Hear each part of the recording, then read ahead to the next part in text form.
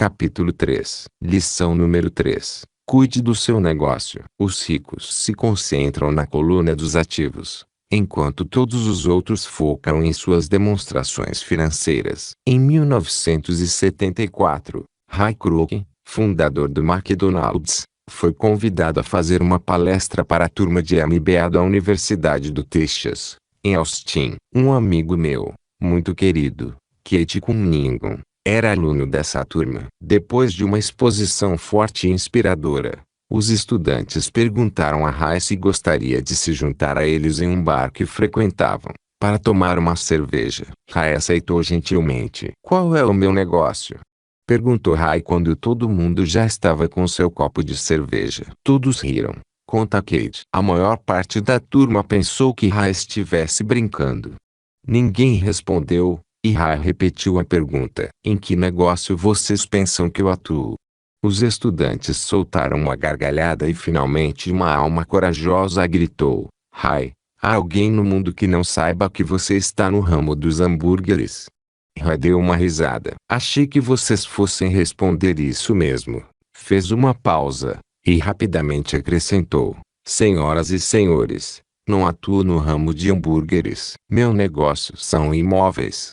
Kate conta que Ray passou um bom tempo explicando seu ponto de vista. Em seu plano de negócios, Ray sabia que o principal foco era a venda de franquias de hambúrguer, mas nunca perdeu de vista a localização de cada uma delas. Ele sabia que os imóveis e sua localização eram o principal fator de sucesso das franquias. Basicamente, a pessoa que compra a franquia paga pelo imóvel em que ela está situada. Para a organização de Ray Kroc, 20 anos atrás. Avanço rápido. 2017. McDonald's, 7-Eleven e KFC se mantêm no ranking como as 3 principais franquias nos Estados Unidos. No total, em 2016, as 200 maiores marcas de franquia aumentaram suas vendas em 2,2% nos $12,5 bilhões. Atualmente, o McDonald's é o maior proprietário individual de terrenos no mundo, superando até a Igreja Católica. O McDonald's é proprietário de alguns dos cruzamentos e esquinas mais valiosos não só dos Estados Unidos como também de outras partes do mundo. Kate diz que essa foi uma das mais importantes lições que recebeu em sua vida. Atualmente,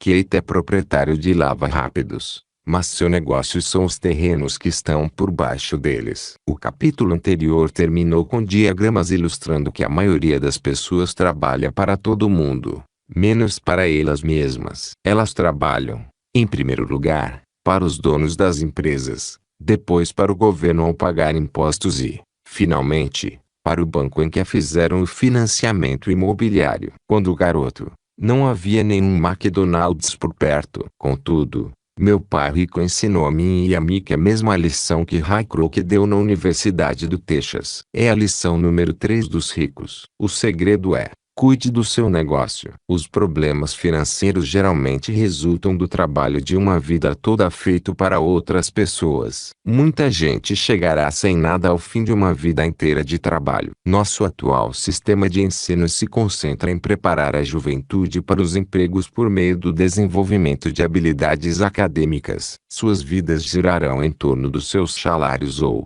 como mostrado anteriormente, da coluna de renda. Depois de desenvolvidas as habilidades acadêmicas, os estudantes vão para níveis mais elevados de ensino, a fim de desenvolver suas habilidades profissionais. Eles estudam para se tornarem engenheiros, cientistas, cozinheiros, policiais, artistas, escritores etc. Suas habilidades profissionais lhes permitirão ingressar na força de trabalho e trabalhar por dinheiro. Mas há uma grande diferença entre sua profissão e seu negócio. Muitas vezes, pergunto às pessoas: "Qual é o seu negócio?"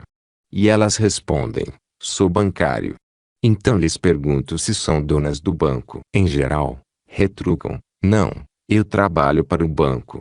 Nesse caso, está se confundindo profissão com negócio. Sua profissão pode ser a de bancário, mas elas ainda não são donas da empresa. Um dos problemas com a escola é que frequentemente você se transforma naquilo que estuda. Se você estuda, digamos, culinária, se torna um chefe. Se estuda direito, se torna um advogado.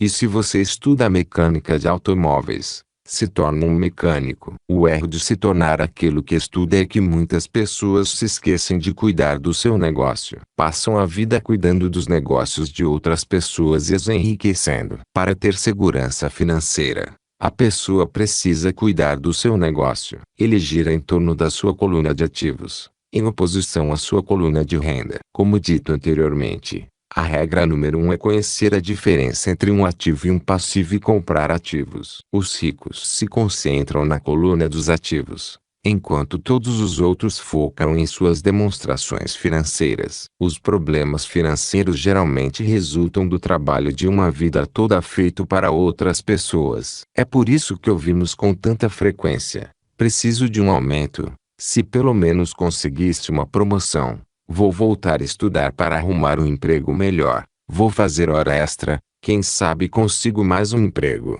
Vou me demitir em 2 semanas. Encontrei um emprego com um salário melhor. Em alguns círculos, essas são ideias sensatas. Contudo, se prestar atenção em Haykrook, verá que ainda não está cuidando do seu negócio. Todas essas ideias ainda focam a coluna de renda e só ajudarão a pessoa a ter mais segurança financeira se o dinheiro adicional for utilizado na aquisição de ativos geradores de renda. A principal razão pela qual os pobres e a classe média são conservadores do ponto de vista financeiro, o que significa, não posso me arriscar, é que não têm um embasamento financeiro. Apenas agarram-se a seus empregos. Fazem o que é seguro. 20 anos atrás. Desemprego. A campanha presidencial de 2016 de Donald Trump focou em empregos. Empregos. Empregos. O desemprego alcança níveis recordes.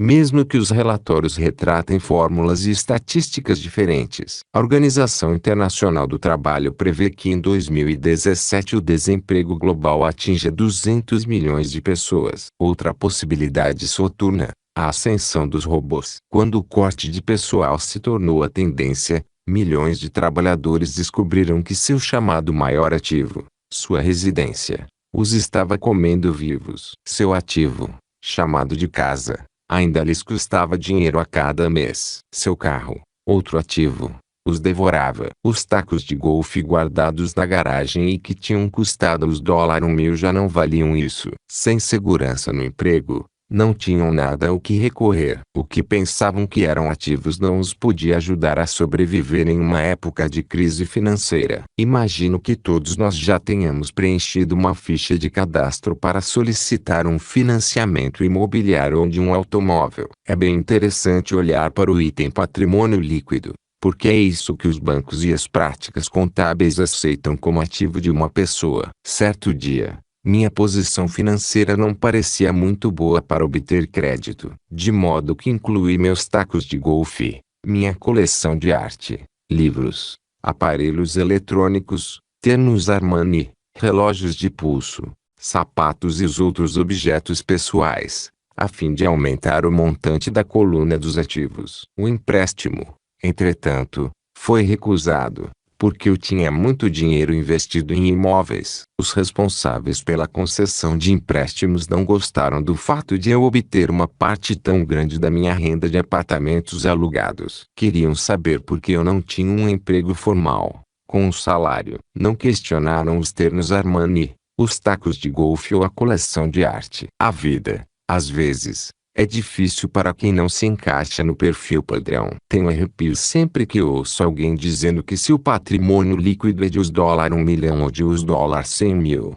ou de qualquer outro valor. Um dos motivos por que o patrimônio líquido não é um indicador acurado é simplesmente porque no momento em que começa a vender seus ativos, seus ganhos são tributados. Muitas pessoas se envolvem em dificuldades financeiras quando sua renda é reduzida. Pegam empréstimos, vendem seus ativos. Mas seus ativos em geral só podem ser vendidos por uma fração do valor declarado em seu balanço patrimonial. Ou, se houver um ganho na sua venda, será tributado. De modo que, repito, o governo pega uma parte dos ganhos, reduzindo assim o montante disponível para auxiliá-los a sair da dívida. Por isso, Costumo dizer que o patrimônio líquido de alguém frequentemente vale menos do que se pensa. Comece a cuidar do seu negócio. Mantenha o seu emprego. Mas comece a comprar ativos reais e não passivos ou objetos pessoais que perdem seu valor real assim que chegam à sua casa. Um carro novo perde cerca de 25% do preço que você paga no momento em que sai da concessionária. Não é um ativo verdadeiro, mesmo que o seu banco permita que você o liste entre os seus ativos. Meu novo taco de titânio, que custou uns $400, passou a valer os $150 no momento em que pisei no campo de golfe. Reduza as despesas e os passivos e forme diligentemente uma base sólida de ativos. Para os jovens, que ainda não saíram de casa, é importante que seus pais lhes ensinem a diferença entre ativos e passivos. Faça com que seus filhos comecem a construir uma base substancial de ativos antes que saiam de casa. Casem-se, comprem um imóvel, tenham filhos e se encontrem em uma situação financeira difícil, agarrando seu emprego e comprando tudo a crédito. Vejo muitos jovens casarem e se verem aprisionados em um estilo de vida que não lhes permite sair do sufoco das dívidas durante a maior parte de sua vida de trabalho. Para muitas pessoas, quando o último filho sai de casa, os pais constatam que não se prepararam adequadamente para a aposentadoria e começam a tentar economizar algum dinheiro. Então, seus próprios pais adoecem e eles se deparam com novas dificuldades. Qual é o tipo de ativo que sugiro que você ou seus filhos adquiram? No meu mundo, ativos reais se agrupam em várias categorias diferentes. Negócios que não exijam a minha presença. Sou o dono deles, mas são administrados por outras pessoas. Se eu tiver que trabalhar neles, não é um negócio. Torna-se uma profissão. Ações, títulos imóveis que geram renda promissória, royalties de propriedade intelectual, como música, literatura e patentes. Tudo que tenha valor, gere renda ou se valorize e tem um mercado líquido. Quando garoto, meu pai instruído me incentivava a procurar um emprego seguro. Meu pai rico, por outro lado, me incentivava a investir naquilo que me agradasse. Se você não gostar de seus ativos, não cuidará deles.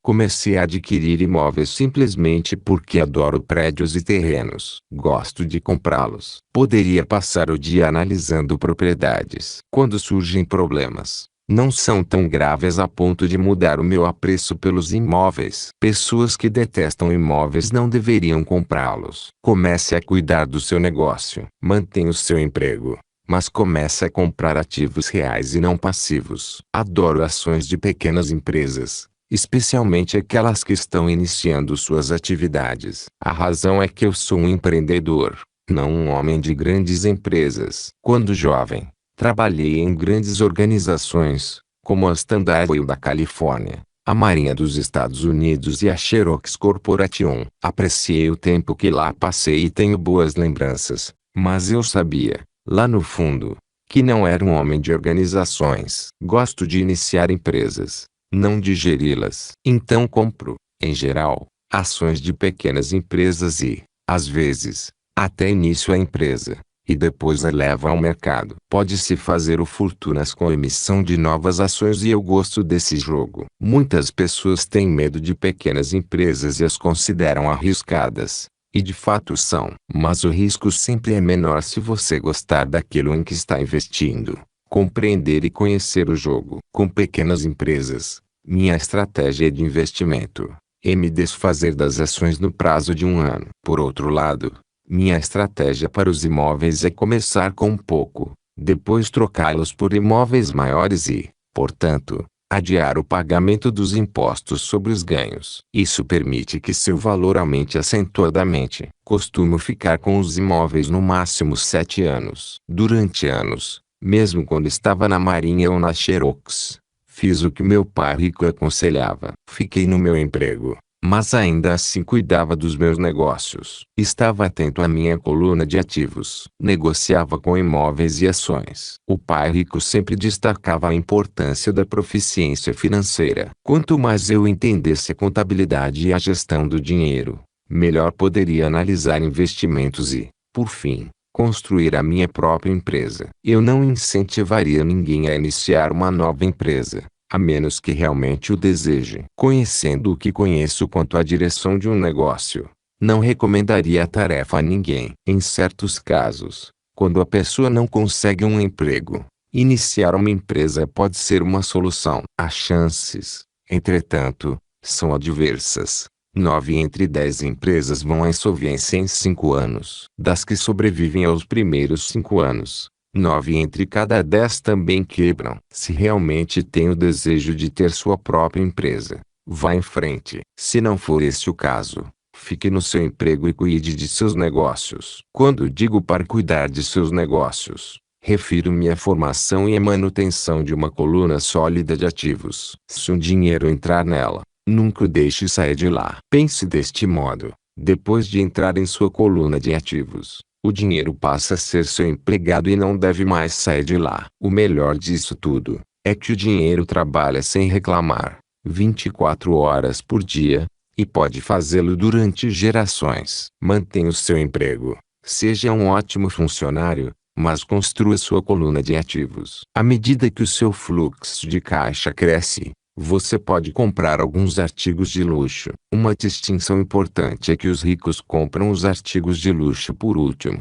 enquanto os pobres e a classe média tendem a fazê-lo antes. Nos Estados Unidos, essas pessoas frequentemente compram itens de luxo, como casas grandes, diamantes, peles, joias ou barcos, porque desejam aparentar ser ricos. Parecem ricos, mas, na verdade, estão afundando em dívidas. As pessoas que já têm dinheiro, os ricos em longo prazo, constroem primeiro sua coluna de ativos. Então, com a renda gerada por essa coluna, compram os supérfluos. Os pobres e a classe média compram futilidades com o seu próprio suor e com a herança dos filhos. Um luxo verdadeiro é uma recompensa por ter investido e desenvolvido uma coluna de ativos. Por exemplo, quando minha mulher e eu oferimos uma renda maior com nossos apartamentos, ela comprou sua Mercedes. Ela não fez nenhum trabalho extra, ou arriscou sua parte, porque os imóveis compraram um carro. Contudo, ela teve que esperar durante 4 anos, enquanto o portfólio de imóveis crescia, e finalmente começou a gerar renda extra suficiente para pagar o carro. Mas o supérfluo, a Mercedes, foi uma verdadeira recompensa, porque ela provou que sabia como aumentar sua coluna de ativos. Esse carro significa muito mais para ela do que apenas outro carro bonito. Significa que utilizou sua inteligência financeira para adquiri-lo. Em vez disso, o que muita gente faz é comprar compulsivamente um carro ou outro bem de luxo a crédito. Podem estar se sentindo entediadas e desejam apenas um brinquedo novo. Comprar um supérfluo a crédito leva alguém, mais cedo ou mais tarde, a se ressentir, porque o endividamento se torna um ônus financeiro. Depois de dedicar seu tempo e investir em seus negócios, você estará pronto para aprender o maior segredo dos ricos, o que os põe muito à frente da multidão. Sessão de estudo. Capítulo 3. Lição número 3. Cuide do seu negócio. Capítulo 3. Lição número 3. Cuide do seu negócio. Resumo. Em 1974, um amigo de Robert vai a uma palestra de Ray Kroc sobre a fama do McDonald's, na Universidade do Texas, em Austin. Depois disso, Ray aceitou se juntar aos ouvintes em seu lugar favorito para uma cerveja. Ele perguntou aos estudantes em que setor de negócios estava. Primeiro, eles riram, e então responderam que seu ramo de atuação era o de hambúrgueres, claro. Mas Ray falou que estavam errados. Seus negócios eram os imóveis. Ele sabia que o terreno e a localização de cada franquia eram os principais fatores para o sucesso. Atualmente, o McDonald's é o maior proprietário de imóveis no mundo, dominando algumas das esquinas e cruzamentos mais valiosos ao redor do globo. O amigo de Robert levou a lição a sério e hoje é proprietário de lava-rápidos, mas seu negócio é o imóvel em que eles estão localizados. Muitas pessoas trabalham para outras, seus empregadores, o governo, tributos, e o banco, financiamentos. O que Ray Kroc e o pai rico sabiam era a lição número 3 dos ricos. Cuide do seu negócio. Não desperdice sua vida inteira trabalhando para outras pessoas. Há uma grande diferença entre sua profissão e seu negócio. Frequentemente, Robert pergunta: Qual é o seu negócio? E as pessoas respondem: Ah, sou bancário. Então ele pergunta a elas se são donas do banco. Elas geralmente respondem: Não, eu trabalho lá. Nesse caso, elas confundem sua profissão com seu negócio. Sua profissão pode ser a de bancário, mas elas ainda precisam de um negócio próprio. Muitas pessoas passam suas vidas cuidando dos negócios de outras pessoas e as deixando ricas. Cuidar do seu negócio não significa começar uma empresa, como muitas pessoas pensam. Na verdade, o seu negócio envolve a coluna de ativos, não a de renda. Promoções ou um trabalho melhor só vão ajudar sua estabilidade financeira se você usar o dinheiro extra para adquirir ativos geradores de renda. A razão principal pela qual as classes média e baixa são conservadoras do ponto de vista financeiro é que não têm um bom conhecimento na área. Eles precisam se apegar a seus trabalhos e à ideia de segurança. Não conseguem assumir riscos. E quando os tempos difíceis surgem, o que muitas pessoas percebem é que seus ativos não vão ajudá-las a sobreviverem a uma crise financeira. O carro se desvalorizou. Aqueles tacos de golfe também. Com muita frequência, o que o banco permite que uma pessoa considere como um ativo em uma demonstração financeira não é um ativo legítimo. Robert teve uma proposta de empréstimo recusada porque o banco não gostou de quanta renda provinha de aluguéis e estava preocupado por ele não ter um emprego formal. Mas eles aceitaram que Robert elencasse seus ternos, uma coleção de arte e outros bens pessoais como se fossem ativos. O patrimônio líquido não é medido como as pessoas pensam. Muitos bens considerados ativos, com que as pessoas mensuram o seu patrimônio, não são tão valiosos quanto acham, ou, se adquirirem valor, desencadearão impostos sobre eles quando vendidos. Assim, Robert diz às pessoas para começar a cuidar do próprio negócio, manter seu trabalho formal, mas começar a comprar ativos legítimos, não passivos ou bens pessoais que perdem valor após a aquisição. Reduza despesas e passivos,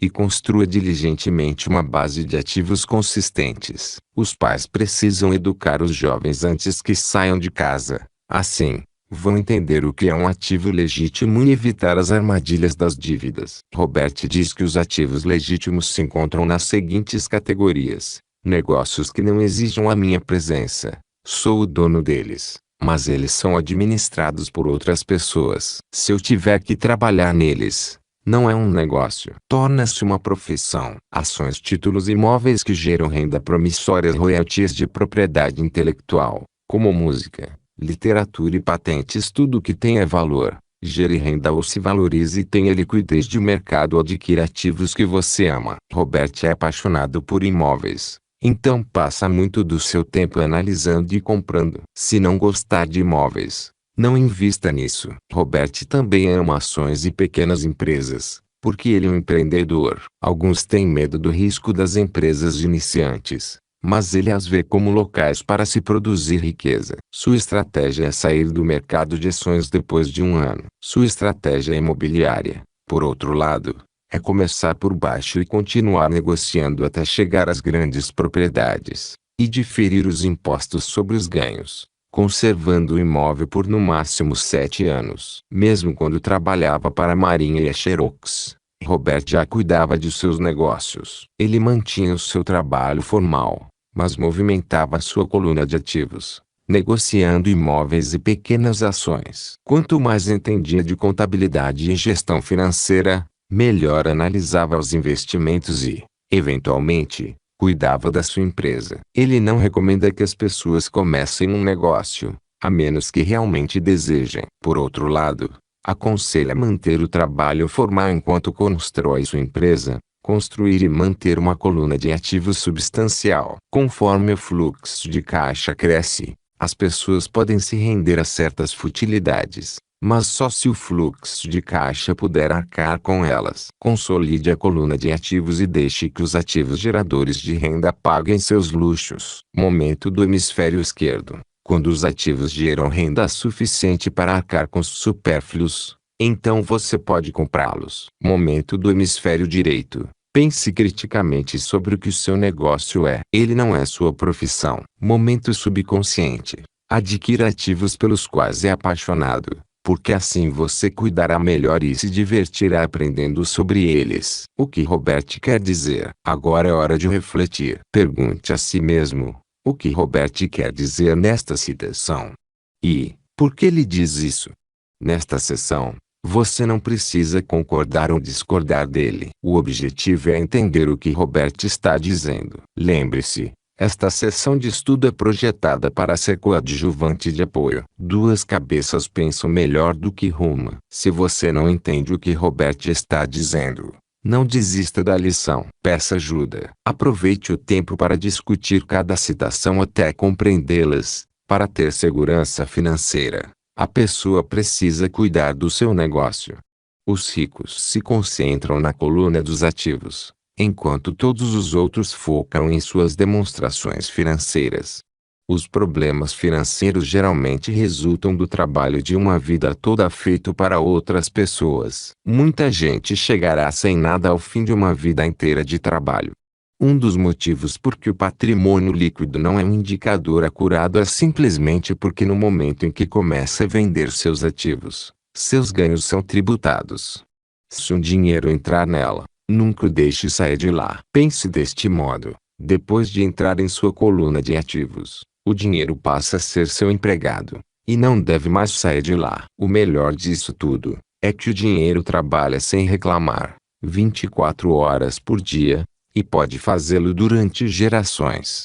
Uma distinção importante é que os ricos compram os artigos de luxo por último, enquanto os pobres e a classe média tendem a fazê-lo antes.